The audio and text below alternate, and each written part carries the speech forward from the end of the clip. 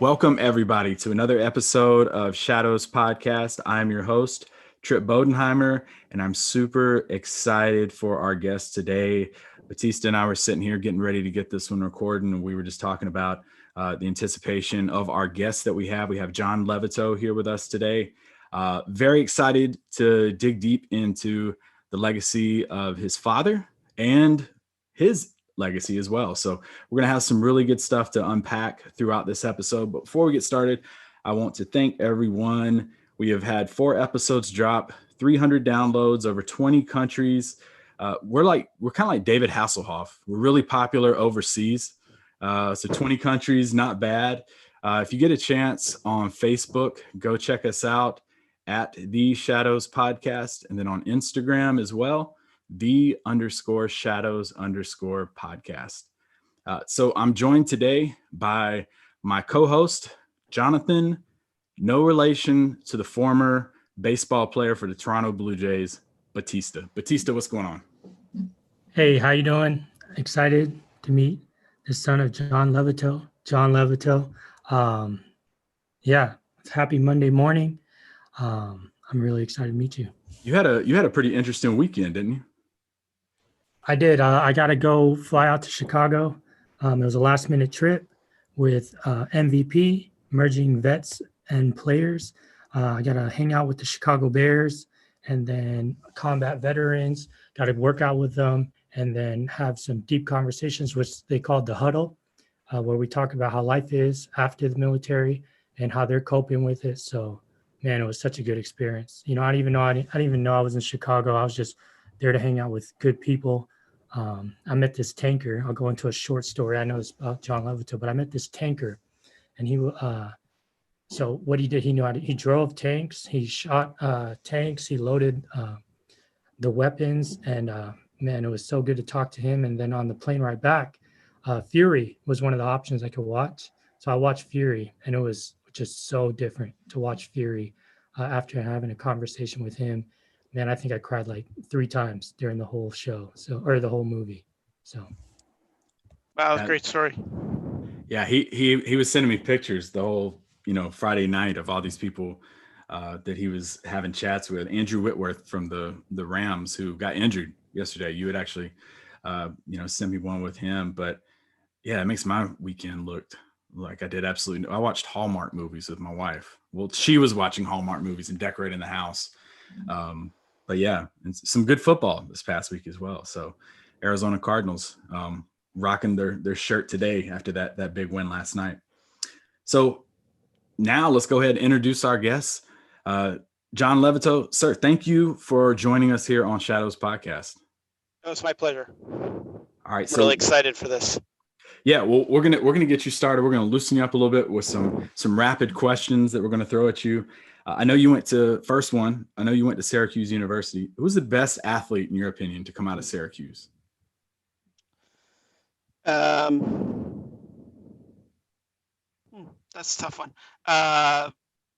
Probably Derek Coleman. Okay. I was thinking Coleman or Earl the Pearl. Oh yeah, Pearl Washington. Yep. Yeah. Okay. And second question for you. And this is because I'm in the spirit now from watching 75 Hallmark movies this past weekend. What is your favorite Christmas movie? National Lampoon's Vacation. That's a winner. That's a good one. All right, Batista, you're up. All right, so I'll shoot 2 at you as well. Thanksgiving is coming up. So what is on your plate when you're loading your plate before dinner? For dinner or before dinner? It could be both. So turkey, stuffing, mashed potatoes, gravy, homemade cranberry sauce, and the green stuff that my wife makes with pistachio and Cool Whip and other stuff in it. I was gonna say, is it like the green stuff that the Griswolds get delivered to their house in the box? No, it's not Jell-O. Okay. And then my second question is, what's your favorite military movie and why? Red Tails. Red Tails movie. And I think, it's my favorite because it really brings a story out that needed to be told. Absolutely. I agree with you 100% on that one. It's a really good movie. All right, so we'll go ahead and get started with you, sir. John Levitow, DMP, RN, Chief Nursing Officer at Frisbie Memorial Hospital. That's in Rochester, New Hampshire. Correct. Okay. He's married, has 2 kids as well. And before we get started with him, we're going to talk about his father and his legacy that he has in the Air Force. John L. Levitow, born 1 November 1945, Hartford, Connecticut. Sir, what stories did your father tell you about his upbringing? So, my dad didn't tell a lot of stories. And, I share this when I talk, that he never really shared stories about the war. And the stories I heard about his upbringing was, things that he got in trouble for, like flooding farmers' fields and, skipping school and getting caught. And, those are the things that he used to share. He wasn't a big story guy. Okay. So he did join the United States Air Force in 1966. And I found this interesting. He actually went into, he was wanting to go join the Navy. Yeah, correct. What was the story? He went to the recruiter's office? So he walked in the recruiter's office, and the naval recruiter's office, and the recruiter had his feet up on the desk, and he looks at my dad and goes, "What the hell do you want?" So my dad didn't say a word, turned around, left, and went and joined the Air Force. Wow. Yeah, I read that and I was like, wow, I've never known that. So he joins 1966. His first job was with civil engineering, and then he cross-trained to loadmaster. Did he ever share with you what made him want to make that career move? He almost got electrocuted. Oh, that'll do it. That'll definitely do it. Someone didn't turn the power off, and he had a close encounter with electricity. Okay, so yeah, definitely time for a change when that happens. He actually he said he wanted to do something safer. Wow. Okay. Yeah. The irony there. Exactly. Yeah. So speaking of which, so he wanted to go into a career where it was a little bit safer. So now I'm going to talk about the events that happened on February 24th, 1969. So, and I'm reading an excerpt here from the Waco Tribune Herald, because there's tons and tons of articles and references that document what happened. I was really stuck to this one. I thought this was one of the best ones, but and please, if there's anything you hear in here that you're like, that's not exactly accurate, yeah, please correct us on that. So on February 24th, 1969, Levitow was flying on an AC-47 gunship nicknamed Spooky 71. The 9-man crew on board was flying night missions in the district of Saigon, and it came under attack. The pilot spotted muzzle flashes near the base below and turned to engage the enemy.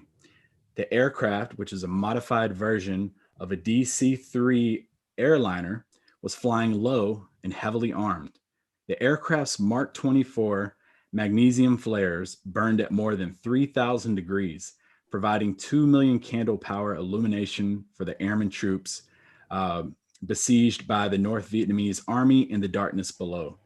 The crew dropped 27-pound flares through the open cargo door and over the enemies with thousands of rounds of a minute from the plane's deadly accurate 7.62 millimeter miniguns.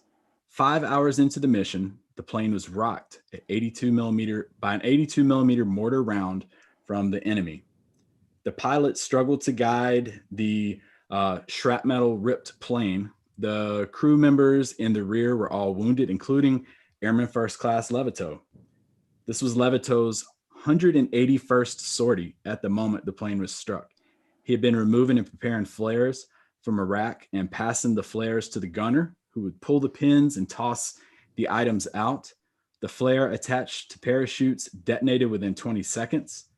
Just as Levitow was programming a flare, the right side of his body was ripped open by a shell fragment from a mortar blast. The crewman who had been pulling the pins, tossing flares, lied wounded. A live flare that had been in his grasp was bouncing freely around the holding of the lurching aircraft, jostling cans that contained nearly 20,000 rounds of ammunition. As the pilot took the plane into a 30-degree spiral, Levitow threw himself forward and caught the uniform of a gunner who was about to fall out of the cargo door. He dragged him back, then went after the flare, which could have detonated any second. With the right side of his body going numb, Levitow went after the flare as the plane pitched and threw him about. He grasped at it twice before it slipped from his grip. He finally was able to throw his body on top of the massive canister. He crawled to the cargo door, hugged the flare, and instant after Levitow dropped the flare, it exploded in the air, clear of the plane, which made a rocky but safe landing. Wow. Like every single time I've either read that or heard that or seen a video on that, it still gives you goosebumps.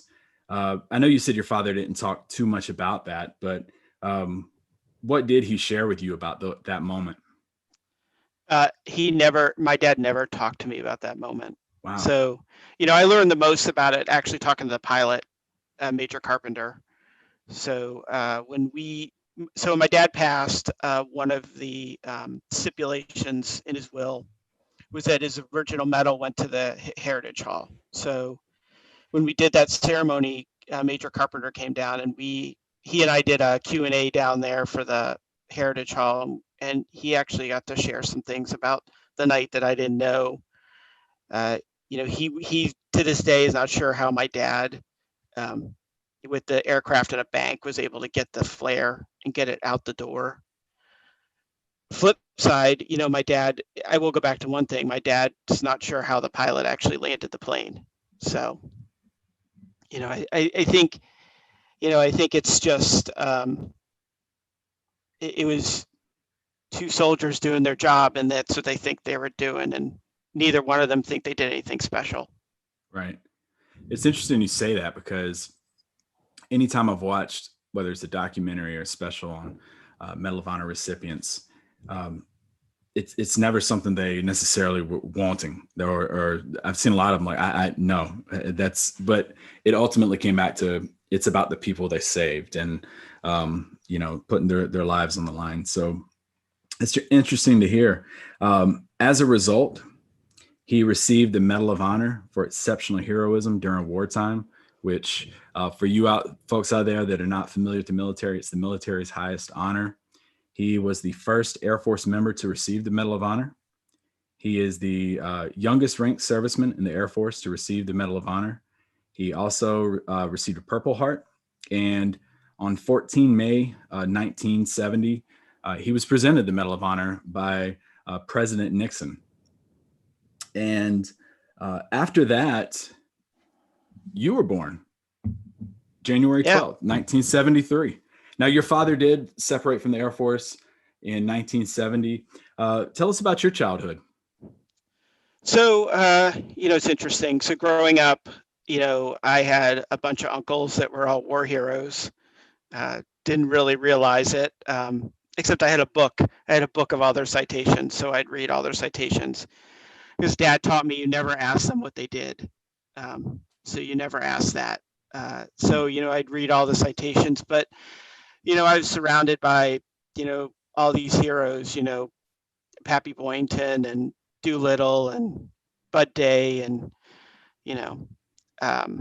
Red Irwin, just all these, amazing men, and not necessarily only Air Force. Barney Barnum is, close family friend. I consider him my surrogate dad now, and he was really close with the family. So, I grew up around this, and so let me say, when I was young, it was like, oh yeah, cool. I get to go to all these events, and in high school I had my own tux. It was, it was interesting, but there's always a downside, and the downside was a lot of stress on the family, and so you get in a situation, when you get in a situation like that, there were weeks, years that my dad traveled 30 plus weeks a year.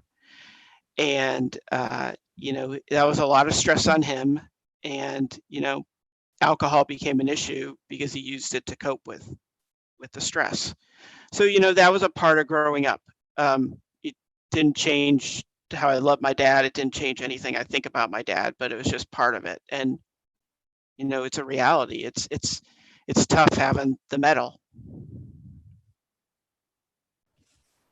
So you mentioned you were surrounded by a lot of military members growing up, but I imagine a lot of military members come up to you to this day and ask you questions about your dad and also share stories with you about their military career. So my question is, what is the most impactful moment you've had with a military member?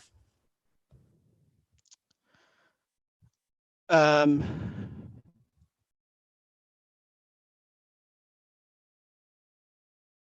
oh, that's hard. I have to tell you his funeral. His funeral was probably the thing that impacts me the most because I knew he was special. I didn't realize until I'm standing at the gravesite and had a few words to say, and I'm looking out and it's just blue everywhere. And I just, that, and then we had a reception. There was supposed to be a small reception that turned into a big reception, and it was going to be an hour. It turned into multiple hours. It was just like, but, I wanted to thank everyone who came and talk to these airmen, A1Cs that drove up from North Carolina, F-15 guys who drove up from North Carolina to come to the funeral. It was really impactful for me. That's really cool. And that was at Arlington National Cemetery? Yeah. Okay. Yeah, Arlington. Yeah. So, I mean, we're talking about your dad. I'm just going to read off some of these real quick before we get into the Levitow Award, but Medal of Honor, Purple Heart, Air Medal with silver and 2 bronze oak leaf clusters, Air Force Presidential Union Citation, Air Force Outstanding Unit Award, Air Force Good Conduct Medal, National Defense Service Medal, Vietnam Service Medal with 2 bronze service stars, Small Arms Expert Marksmanship Ribbon, Republic of Vietnam Gallantry Cross with Palm, and then Vietnam Campaign Medal. And then we've mentioned the Medal of Honor, and one of the things that a lot of people associate with the name Levitow is the Levitow Award in professional military education. And Batista was talking. That's like the 1% of every class that comes through. Less than that, it's that one individual that has the highest, demonstrates the most outstanding leadership and scholastic achievement throughout Airman Leadership School, Non-Commissioned Officer Academy, and Senior Non-Commissioned Officer Academy. Tell us a story about that award being named after your father. I believe Chief Master Sergeant of the Air Force Parrish had a role in that.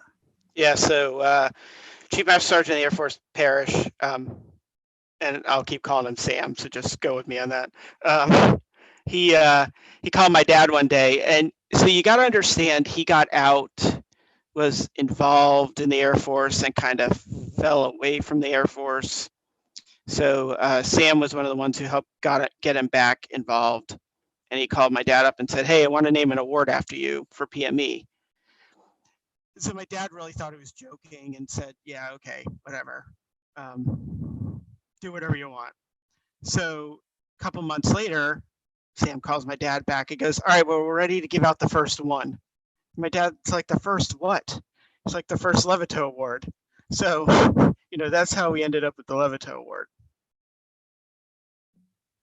What did it mean to your dad? Because I know you were talking about how even receiving a Medal of Honor is something that he didn't necessarily want. How did he feel about having that award and PME named after him?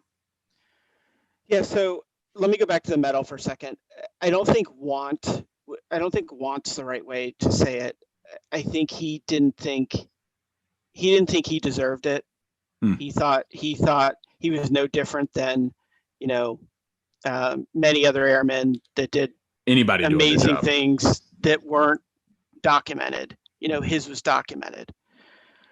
The Levitow Award was really important because it gave him something to latch on to. He was able to latch on to education, and he really felt like education was the key, for the enlisted force. And that was kind of what he continued to stress all along. And and he'd go and he'd do base visits. He'd want to hear what people tell them about their job. And that's what I do when I go do base visits. I love people telling me about their job because it makes them feel good, and, they get to share their information. But, Dad would always stress about education.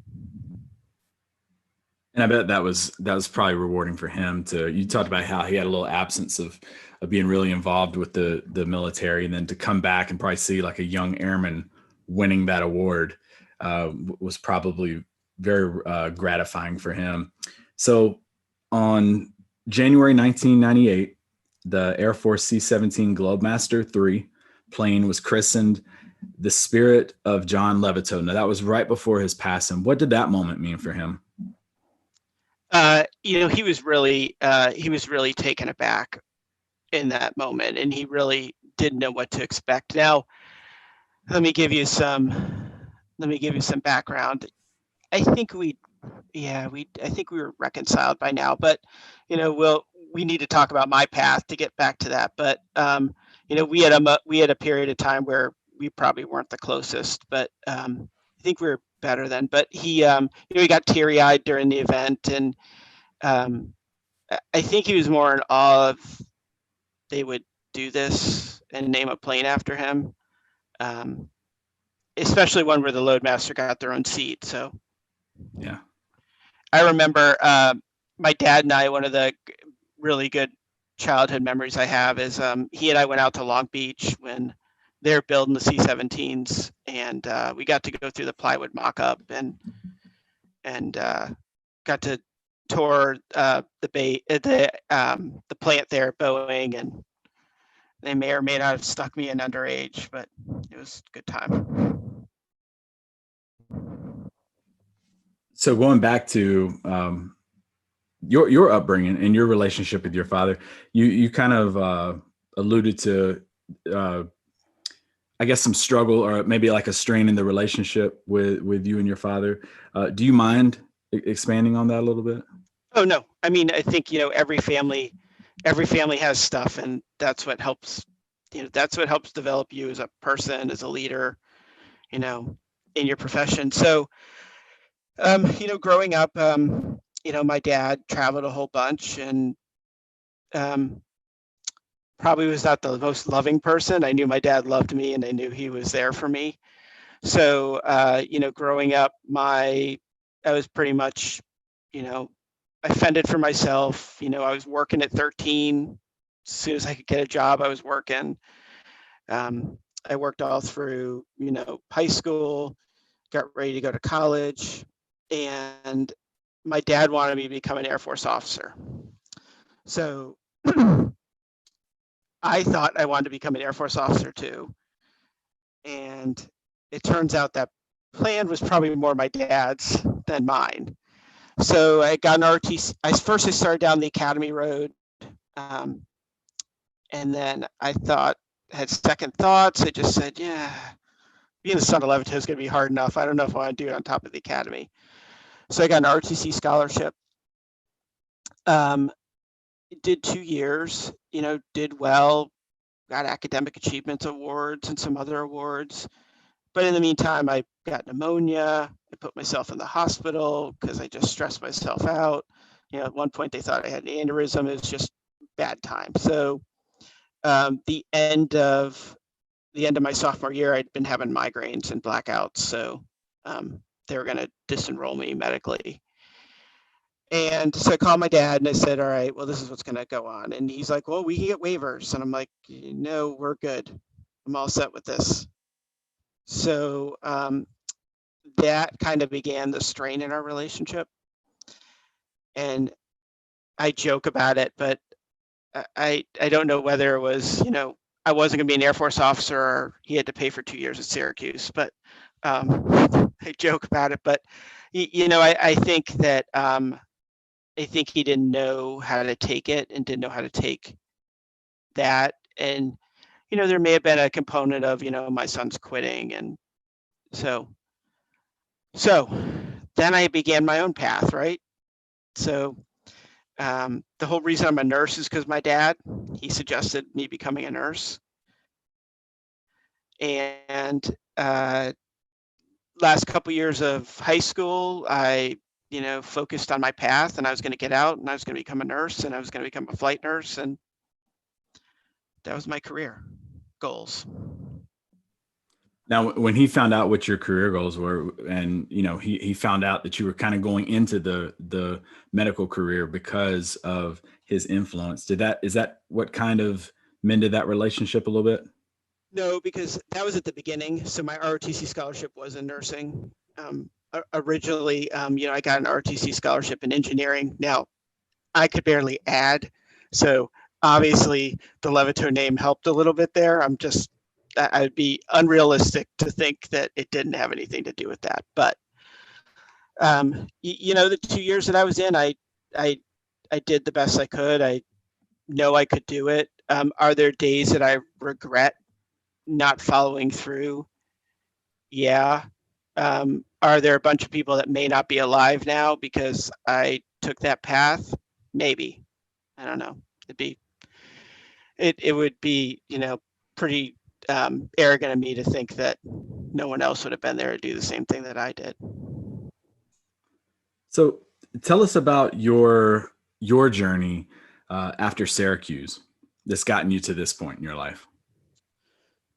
So I got out of graduated Syracuse in '96. Had some challenges with the nursing boards, so got those taken care of by mid '97. And so I'm a nurse, right? And there are lots of nurses in 1997 that don't have jobs. It's not like now. So I had some buddies that were they were in Air Force ROTC. My best friend and another roommate, and they were working at Walter Reed. So I went to their house and slept on their couch and tried to find a job. And first job I finally landed was because I sat in the recruitment office all day, and I think they wanted to get rid of me. So I walked in, I said, "Hey, I'd like to speak to a recruiter." And this is before internet. This is when you actually mail resumes in the mail, and so they're like, "Okay, we'll go sit over there." And so they kept saying, "Well, they're going to be a while. Do you want to wait?" I said, "Yeah, I'll wait." So finally, a recruiter comes out to get me right before lunch, and I went there right first thing in the morning and said, "All right, well, what are you interested in?" "I'd love to be a nurse anywhere in this building." So shared a little background. I had EMS background, and she said, "Okay, well, here's some vouchers. Go get lunch and come back in an hour." So I went back in an hour, and I had 3 interviews lined up, and I had an interview in the ER, and this is a huge 1,000-bed hospital, level 1 trauma center, and I'm a new grad, right? In the ER, shock, multi-system trauma, ICU, and coronary care unit. And so I ended up going on the taking the multi-system trauma ICU job because I wanted to be a flight nurse eventually. I thought it'd be a good experience. And that was John's entry into nursing. That was probably where I met my first true mentor in nursing. And he really taught me how to be a nurse. He taught me how to be compassionate while still providing care. And I wouldn't trade what he taught me for anything in the world. So I had my vision on what I wanted to do. Did about a year there, then went and started working in GW ER in DC. Did about a year there, and then I had my first flight job, which was unprecedented. You never saw anyone with less than 3 or 4 years experience getting a flight job. But so I started flying. So I was down in Charlotte. We did ground, rotor wing, and fixed wing. So I became a flight nurse, right? Yay, great. The one thing I regret in my career is that I was always driven for that next thing. And sometimes I think I didn't hang around long enough to absorb as much as I could have. So, I think everyone's motivated and everyone wants to get to that next place. But I think sometimes you need to be able to take a step back and go, okay, what are we doing here? Because by 2006, I'd achieved my whole career goal, which was to be a program director for a flight program. And now it's 2020. So I got a question for you. When did you start getting people to reach out to you to pull you into either ALS or NCOA graduations to present the Levitow Award? So obviously after Dad died, there was a flurry of, requests for visits and, come and present the Levitow Award. That probably lasted 2 years, because that was 2000. When did Afghanistan ramp up? 2002. I mean, it started ramping up. Right. Early 2000s, yeah. Yeah. So once Afghanistan started ramping up, it really, it died off, and I lost contact with my Air Force family. So, which I truly, now having grown up, I truly, know I have a family with the Air Force, and I also know I have a responsibility to continue share my dad's message. Awesome. Can you go a little deeper in how it feels to be embraced by the Air Force family? I know you just mentioned a little bit, like what happened the first time. How does it just feel overall? Awkward. I'm the kid, and I say that often. I'm the kid and not the one everyone really wants to hear from. And when I first started talking about him after his death, I shared his message, but I think I shared his words, and I didn't truly share what his message was. And I couldn't really share his message until I figured it out myself. And it took me a bunch of years, took me a bunch of jobs, took me becoming a parent, took me, getting married, going through troubles in my marriage and working through that with my wife. And it took me all that to figure out, holy crap, this is what he taught me.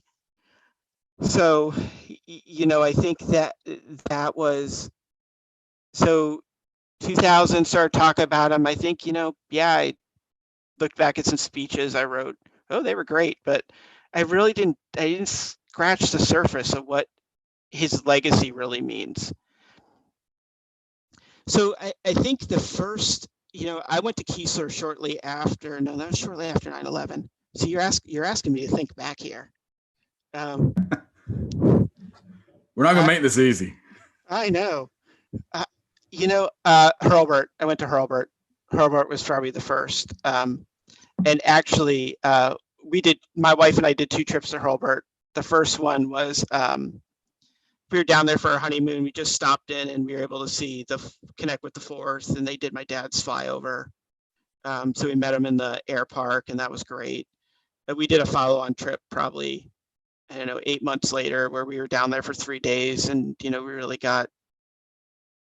that was special because we really got to see what everyone does, and they got to share, their mission, and we really felt embraced and part of the family. And that's the first time my wife, the funeral gave her a taste of it. And that was the first time we did a full-on base visit.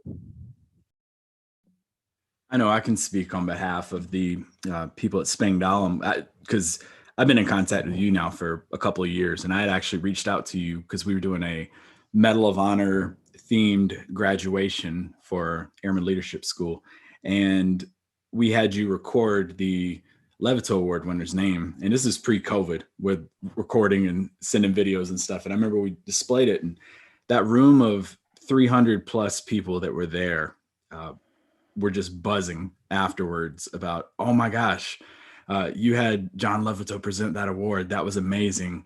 And your story that you had told that night, they were just glued to every single word that you were saying. So it meant a lot to them. I know that I talked to the student who received the Levitow Award that night, and they were just almost like starstruck by having you up there and having you announce that. And I know that's a moment, not just in that individual's career, but any individual that wins that prestigious award. It's definitely something that they take with them. Which that kind of brings me to my next question. How would you define leadership? So I truly believe leadership is, you know, it's not going to be a fancy definition, is supporting those who you lead and helping them achieve their best. Yeah, and I think you brought up something a moment ago where you're talking about stuff that your dad had taught you. You didn't really see it at that moment, but years later, you're like, oh my gosh, that's what he was teaching me. I did, my father, I did an article on him for Llama Lounge, and it was all about how stuff he taught me 20 some years ago. And I haven't had a conversation with my father in 27 years, but I see it day in and day out. I do something and I'm like, that's what he was teaching me at 11 years old. So I think, leadership's one of those things that some people want to see it instantly, but sometimes it takes time to bake a little bit, and it takes time to really to materialize. Tell us about the 4 pillars that you talk about when you do some of these graduations. So, I really, I had a talk, and I kind of came back into the fold. A recruiting squadron, the recruiting squadron that actually would have recruited my dad, asked me to come and do one of their events, and I had to pull this talk together, and I'm like, oh, what am I going to say? Because who knows what they want to hear from the kid, and so I started like putting things on paper and go, okay, what did he teach me? So he taught me education was important. He taught me service was important. He taught me humility was important. And he taught me living beyond, I call it his 10 minutes, because that's what I call his action, but living beyond that 10 minutes and not letting that define you. So I put that down on paper, and I bookended some stories on either side. And so that's kind of, those are the 4 pillars. And as I think back, that's driven my life. I mean, I've had a life of service. I hate being recognized, so I'm pretty humble. I'm not humble saying I'm humble, but, education has been a really important thing for me. And I just keep looking at the next goal, and great. I had a great day. This great project worked, and what am I going to do next? It's interesting. I'm having some health stuff go on, and so I'm having this intermittent cognitive stuff, and I'm just like, all right, what am I going to do now? And so it's really, this is helping me focus and figure out, all right, what's my next role? How do I make my next influence? And, if it's not currently in my current role because of a health thing, that's cool. I'm okay with that as long as I can figure out a place. So great story, John. But before the show, we mentioned that you have a 16-year-old and an 18-year-old, right? Yep. So my question to you is, what is your advice to military parents raising a military child? Because you have a great story, right? Usually, it seems like a lot of military children join the military after, but you pursued nursing. What is your advice, if any? I think it's hard because I didn't get to experience a life with the military. So I don't necessarily know. I don't know what that could have been. I'm not going to say missing what that could have been. I have no doubt I would have been successful. I had no doubt that, I would have made things work, even being the kid of. I think, it's interesting because, I travel and I go to bases and I visit people, and what amazes me is the people, and the the forces change. The forces change significantly from when I was a kid and when I used to travel to now. Um, I think for the better and for the worse. I think there's good and there's bad. Um, Obviously generationally, we all have struggles generationally, leading and managing. Um, I think what the best advice I would give is, you know, teach your kids to be independent, teach your kids that they can make their own decisions, and enable them to make their own decisions. Um, I never thought I was going to get a doctorate. Never thought, my dad's what he taught me had an influence on that. There are things that I look across my life, my dad had an influence on. Right up into the bad of, turning to alcohol, when you're having a hard time in life. So, I think that, I think military parents have a challenge. They're PCSing, every couple of years, and I think that's a challenge for them, and it's a challenge for the kids. But I also think it also can help the kids be really resilient. And I think resiliency is something we've lost in this country, which I think is why we're, spiraling down, and we have a suicide problem, we have a substance abuse problem. I think, kids aren't working at 13 like I was. I can't get my kids to get a job. So I know I probably didn't answer it, but I got around the horn there. No, you did a great job. Here's another question. I know Sergeant Bodenheimer has one for you, but what's your favorite memory with your dad? It could be anything. It doesn't have to be military. Just wondering, what is your favorite memory with your dad? So let me give you two. One was shortly after he was sick, got diagnosed. Now, I talked about us having strain. When he was sick, we totally resolved that, and he's my best friend, and I lost my dad and my best friend, which is, I wish I could call him up, but so we were at a Pentagon of the Pops event, and he'd broken his collarbone. That's before we knew it had spread to his bone. He had mets to his bone. But I got to spend an awesome evening with my dad, and that's when. Did I share the John Glenn story? Okay. So we had to ride a bus from the hotel to the Pentagon of the Pops event. And so I'm on the bus, and there's, Tuskegee Airmen on the bus, and there's this old couple in the back of the bus that I'm talking to because I'm standing because there weren't enough seats. And so I'm talking with them, and, I had a great talk. And so I finally make it back up to my dad because I had to figure out what to do with the empty bottle of beer I had. But so on the bus, he's like, just leave it here. But he's like, do you know who you're talking to? I go, I have no idea. They're really nice though. He's like, that's John Glenn. I go, what, the astronaut? I'm like, no, it wasn't. So my dad proceeded to let the whole bus know that I was talking to John Glenn and didn't know it. So, that was an awesome night. Yeah, I can't forget that night, and just the event.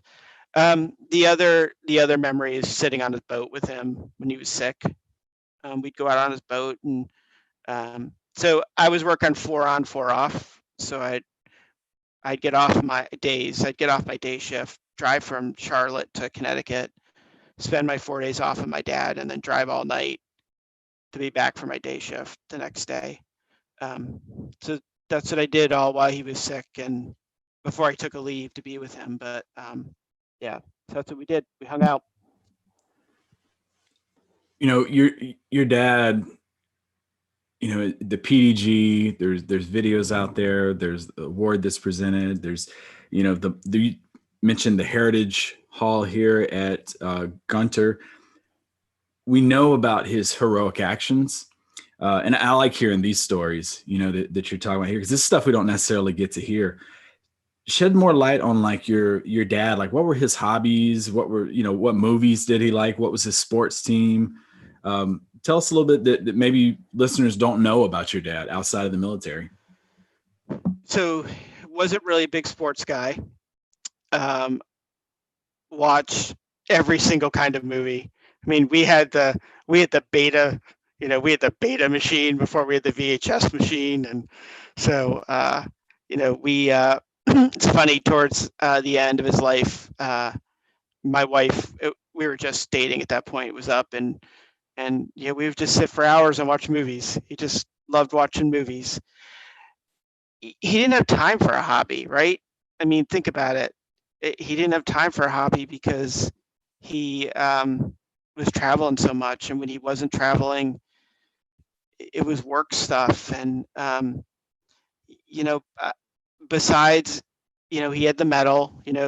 He did the traveling, but he worked for Veterans Affairs and for years, and he did so much. He did so much for the veterans, in Connecticut, and then previously he was on Capitol Hill. But he, that was his life. He lived a life of service. So, I got two questions for you. First, what would you say his favorite movie was? I don't know. Oh, I'm bad. See, I'm a bad guest. I couldn't know. tell you what my dad's favorite one was. I don't know. Yeah, I don't know. All right. So what did it mean to him to start interacting with Veteran Affairs after his career was over with? So you mean after the Air Force? Mm-hmm. So I think, he got out and he didn't know what he was going to do, and he was trying to kind of find a niche, and he fell into Veterans Affairs, and I think he just took off. And he wanted to make sure that whenever anyone got out and they were entitled to services, that they knew what they could get, they knew how to get it, and if they couldn't, he was going to help them. That's what his mission was, and that's what he did. Connecticut, he was very involved at the state level. You got the federal VA and then the state VA, which still confuses me, but he was involved at the state level, and it was really, making sure that the vets had what they needed. And I think that's probably the thing I'm most proud of him, of the work he did, because of how many lives he touched.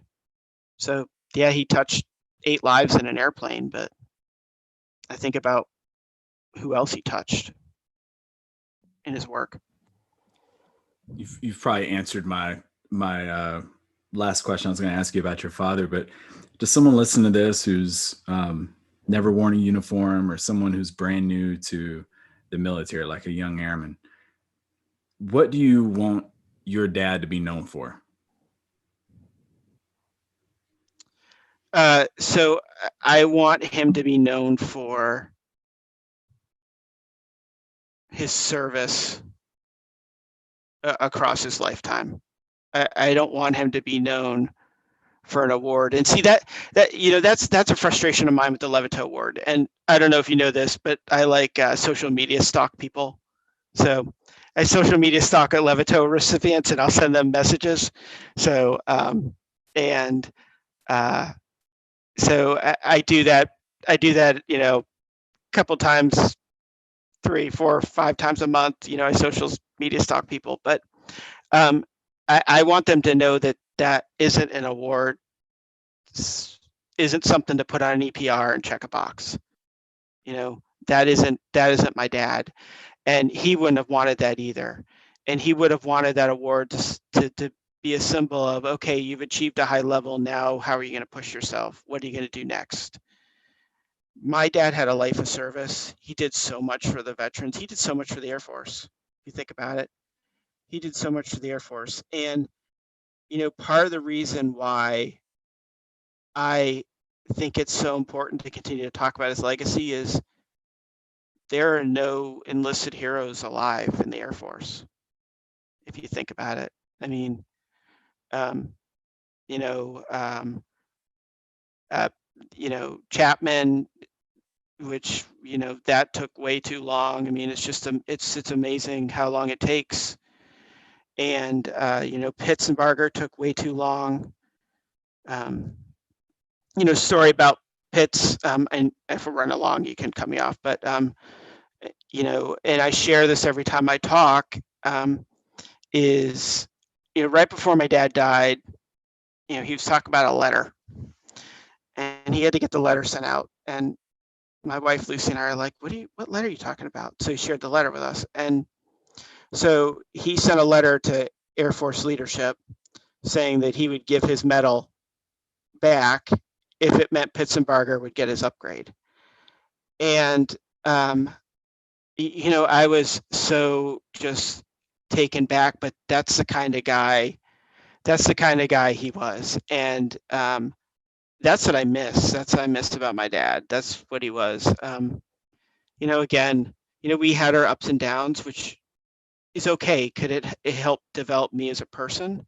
And I'm totally okay with it. And, you know, we were right at the end, and, you know, he's my best friend. But, you know, that story was just amazing. And what's even more ironic is a month to the day after we buried him, I was in the Medal of Honor ceremony for Pittsburgher.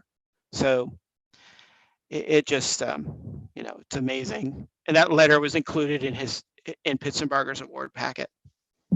That is an amazing story. That's appreciate you sharing that. You actually, that's a story you had told at our ALS graduation ceremony. That was good stuff. Yeah, I think what you mentioned too about your father, the award being named after him, it's kind of what you said about the medal. About the medal is not his legacy. I believe his legacy is what he did with it. Kind of the same thing along the lines with that award. It's not just winning it, checking off a box like you said, but it's kind of the launching pad for you as a supervisor, and big things are expected. Last question for us here. What do you want to be known for? I don't know. You know, I think as a leader, how many times do we do this exercise of what's your legacy going to be? Write it on a 3x5 card and then carry that around. I don't know. You know, again, I'm doing some self-reflection. I'm trying to figure out how I continue to serve. We're going to probably start a foundation in my dad's name.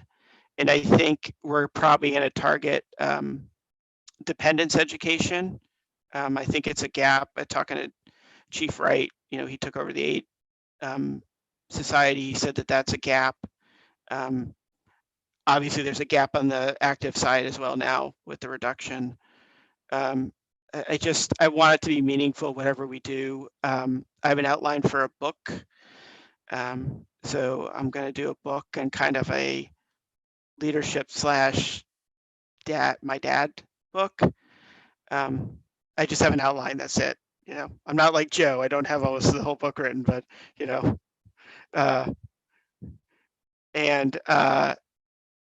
you know, I think what am I going to do next? You know, I've done everything I wanted to do in life. You know, I really would like to do something for transition, helping military folks transition into the civilian world, because, you know, it's hard.